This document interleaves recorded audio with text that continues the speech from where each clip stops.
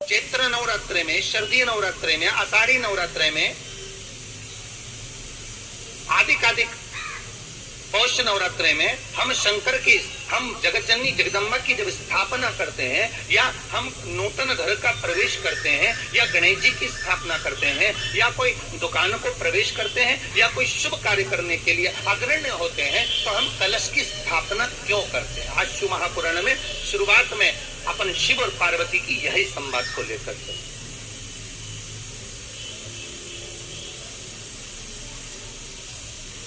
आखिर कलश में ऐसा क्या है? कलश के अंदर आखिर ऐसा क्या विराजमान है कि 33 कोटि देवता उस कलश के अंदर आकर बैठ जाते हैं? महाराज,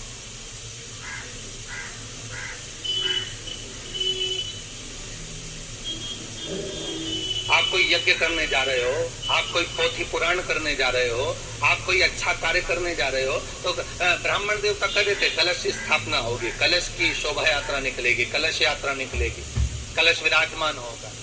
और आज हर की पौड़ी पर, प्रयागराज में, यज्ञ उज्जैनी में, नासिक में जो बड़े बड़े कुंभ के मेले होते, कुंभ का मतलब भी तो कलश से होता है, उसकी महत्वता क्यों? उस कुंभ की, उस घड़े की महत्वता कहां से प्रकट हुई? शिव महापुराण की कथा कहती है महाराज, भगवान औघड़दानी शंकर स्वयं आद्य शक्ति जगदम्बा से कहते हैं कि जगदम्बा तू क्या चाहती है बोल। तो जगत जननी जगदम्बा कहती है कि जहां मैं हूं वहां शंकर है, ये आपने कह दिया, पर जहां शंकर है वहां पार्वती का होना जरूरी है। उसके लिए सिद्ध करने के लिए एक स्थान ऐसा बनाया जाए जहां पर शंकर विराजमान है और शंकर के साथ पार्वती विराजमान है। तो शिव जी ने कहा, पार्वती उसके लिए मैं तुझे एक सुंदर कलश का निर्माण कर देता हूं। दुनिया का रचनाकार, दुनिया की रचना करने वाले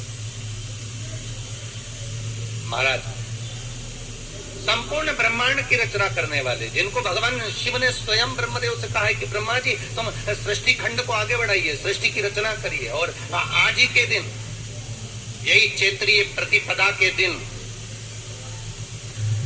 यही इसको कहते हैं नया संवत्सर, नया वर्ष।